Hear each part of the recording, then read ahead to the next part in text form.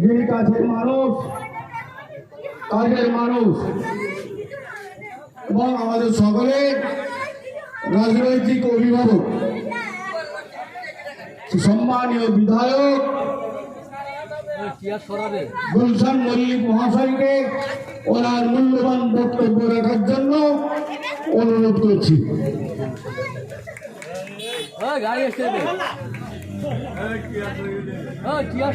আজকে